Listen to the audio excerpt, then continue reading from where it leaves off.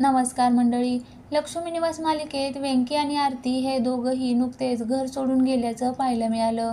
वेंकीला किती दिवस आई बाबा फुकट पोसणार आणि आता त्याची बायको आरतीही आमच्या घरात फुकट राहते, त्यामुळे काही करून या नवरा बायकोला घराच्या बाहेर काढायचं असं संतोष ठरवतो. हरीशला हाताशी घेऊन संतोष वेंकीला नको नको त्या गोष्टी बोलून दाखवतो.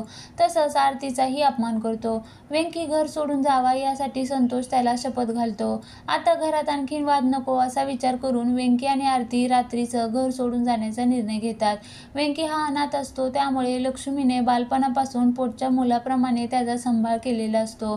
त्यामुळे अचानक घर सोडून जाताना वेंकीला अश्रू अनावर होतात. वेंकी आणि आरती घराला शेवटचं डोळं भरून पाहतात असतात इतक्यात लक्ष्मी आणि श्रीनिवास बाहेर येतात. हा सगळा संतोषचा डाव असल्याचं दोघांच्याही लक्षात येतं. आम्ही आमच्याकडे सगळे पैसे तुला देतो, पण वेंकी आणि आरती हे घर सोडून जाणार नाहीत असं श्रीनिवास संतोषला ठामपणे सांगतात.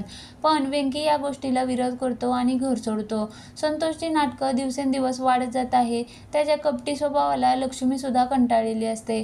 त्यामुळे आता संतोषला अद्दल घडवण्यासाठी मालिकेत एक खास व्यक्ती येणार आहे. लक्ष्मी निवास मालिकेत तेजश्री प्रधानची एंट्री होणार आहे. येत्या 11 ऑगस्ट पासून तिची विण दोघातील तुटेना ही नवीन मालिका प्रेक्षकांच्या भेटीला येत आहे. त्याआधी तेजश्रीने स्वानंदीच्या रूपात संतोषला अद्दल घडवण्यासाठी लक्ष्मी निवासमध्ये एंट्री घेतली. तेजश्री सांगते, मी स्वानंदी सरपोतदार, मुंबईवरून आले.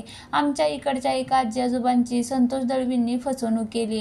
मला पोलिसांना बोलवावं लागेल आणि आता हा प्रश्न पोलिसच सोडवतील. यावेळी संतोषच्या चेहऱ्यावर सुद्धा 12 वाजलेले असतात. आता या घटनेनंतर संतोष आईबाबांची माफी मागणार की नाही हे पाहणं मालिकेत महत्त्वाचं ठरणार आहे.